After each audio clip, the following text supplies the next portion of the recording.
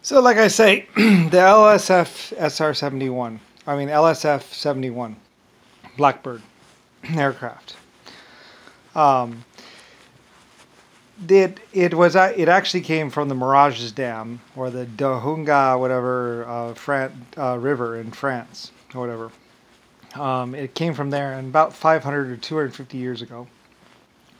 And when we figured out how to smelt gold using, you get tantalum generators, into a asbestos and ceramic vial, and then heat it up, using electricity, and basically you get it up to about 15,000 or 50,000 degrees, and then you get gold and tantalum and also some more exotic minerals like titanium, stuff like that.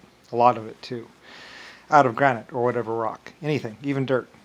Even dirt has very minuscule amount. Most of it just burns off because most of it's fertilizer and other minerals and stuff. But you get the molecules to kind of break apart and then recombine, or kind of combine into new elements, basically using heat and temperature. Anyway, so the first LSF-71 crashed because of the fact. Because the tires, like I said, the tires were 250 to 500 years old and had been sitting inside a warehouse. There were two warehouses, one in France and one in Germany. And so, or the manufacturing plant was in France or something like, well, no, I forget where the manufacturing, it might have been in France, but they're really actually built in Germany, or designed and built in Germany. I think, no, I guess, I don't know. I forget. I think it was Germany though. Really, actually, I think it was Germany because I wanted it I think we might have started to build them. No, the repair shop I think was in France or something. Anyway, I don't really remember. It's one of those locations basically, but I'm pretty sure it's Germany. They were built in Germany because I didn't want them that far away from home or something like that. Anyway, but I divided them up, 4 and 4 basically because they take up a big hangar basically. They're pretty big. Anyway, and there were some smaller ones built too. There were like 3 or 4 smaller ones and then the big ones, basically. There's a couple different sizes. So anyway, because we kind of moved up to it. Anyway, though, but the first one crashed because all the tires on all the aircraft were basically flat and cracked and toast, basically, because they had been sitting untouched, just covered up by a sheet for like 500 or 250 to 500 years. They might be as some people estimated that they could be as old as 1,500 years old. They couldn't really tell the age because they're made of titanium, and titanium, other than the tires, they couldn't tell how old anything was in them because everything was metal and solid. You can't use plastic. You can't use anything that would burn inside of them because they get up. The cockpit gets between 200 and 500 degrees inside the cockpit. That's why the pilots have to use special air-conditioned suits using Freon and stuff like that.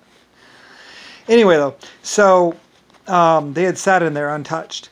So they went to replace. Well, they were trying to get new tires for them, but they couldn't get tires that could withstand that could withstand the takeoff thing. And the first time, like I said, the first time that they tried to take off, I forget. Well, they had the clogged fuel line like 2 times, and they put these petcocks on there just to get it running, basically. So they, so anyway, one of them crashed because the tires blew out on it, and another one crashed. Oh, actually no, maybe they melted off. I don't know. Anyway, I thought that.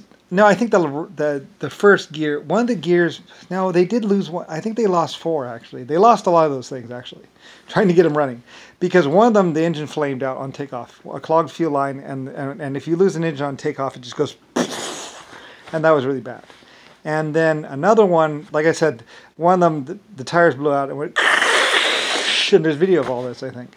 And then another one, they took it up, and they were flying really fast, and like I said, they went to land, I think, and they put down the landing gear, and there wasn't any tires left because, like I said, they didn't think about the temperatures of the thing. Anyway, they lost 4 of the aircraft pretty much, and well, wait, no, that's right, no, that's right. The petcocks happened next. Then they were flying up high, and the petcocks melted, and that one crashed. and they didn't know why it crashed. And I think they might have, I don't know, they might have figured out the tire rubber thing, but I'm not sure. Anyway, though, they lost 4 of them basically because of stupidity. Because, like I said, when they're having problems with the clogged fuel line, they put all these petcocks, and they just went down to the corner parts store and got brass and nylon thingies so they could drain out some fuel and then get the engines running again. Anyway, and then they took off for a flight and got flying and got going really fast and pushed it, and the nylon melted inside the pedcocks, and then the pedcocks themselves melted off, and then the flaming fire. So that's how the third one crashed or something like that. Every time they said pilot error every time. So, and then like I said, one time I think they went to land and they put down the landing gear and there was no rubber left or something like that. See, if the tires caught on fire, it really wouldn't do all that much damage inside of the thing because it's so hot anyway. They would just burn and there wouldn't be all that much air anyway, so they would just kind of smolder and melt and kind of melt off. Anyway, because it's all titanium in there, there's nowhere for the flame to go. It has to be because it's all titanium, and the heat, you can't let the heat, everything has to seal on those things, because if there's any gaps or anything like that, the heat from the outside will start to leach in. So those tires have to be really fucking tough. I forget how they're made, but they're made really special. Anyway, though, so they had no idea what the fuck they were doing. So anyway, so that's, because they were 500 years old. And, or 250 years old. The people who had built them were long dead. They tortured and killed the maintenance crew that had been looking after them, which were these older people, and they shot them. And then they shot a bunch of people that went to go look at them. Like I said, a bunch of Indians looked at the aircraft, looked at the tires, and then, like I said, got on their knees and kind of bowed down to it because it was a 500-year-old aircraft. It was the legendary LSF Blackbirds that had been lost or unknown where they were. So anyway, and then later on they shot those people. So they shot the Germans and then they shot the Indian aircraft people, and then they shot some more people. So, and that was the USF military people that did all that. They shot the people in the German base and they shot the people at the French base. And that's the that's the USF military. The USF military that actually, USAF military that actually did that. You know that big USAF on the tail? They put that on there because they're the mercenary group that found them and then killed all the people. And like I said, they were wearing helmets and everything, so no one could tell. And like I said, one time they were like, because they knew what they had just done, because they knew that those were the Indian researchers and Indian engineers. So and once they shot them, they started shooting and did a parabolic arc on top and got one in the shoulder. You could see the video of them running like this, trying to protect their head from the hail bullets, and a bullet went into one of them, and you could see his shoulder drop, and another guy comes from behind and grabs him and helps him into the hangar. And that is, I forget if that's Nixon that actually got hit in the shoulder, or JFK, or John McCain, but one of them got hit in the shoulder after he killed the Indian engineers, I think, or someone, one of the groups of people that they killed. So anyway, so that's what happened to my LSF-71s. And I used to say LSF on the side. Like I said, they stamped the LSF in the side, 71. In the just beneath the door there was stamped LSF-71. I put my name on it.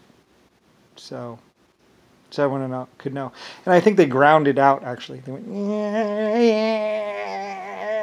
and I think one of them it actually burned through, because you can't just grind on that stuff. We made it extra thick there so we could have my name, LSF-71, printed on it.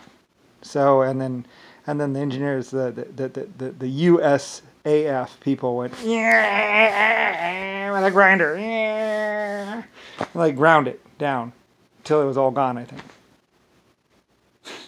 I'm pretty sure. I think so. I don't know. It should, on the aircraft, it should say LSF-71. So, and if they're not there, then they ground it off.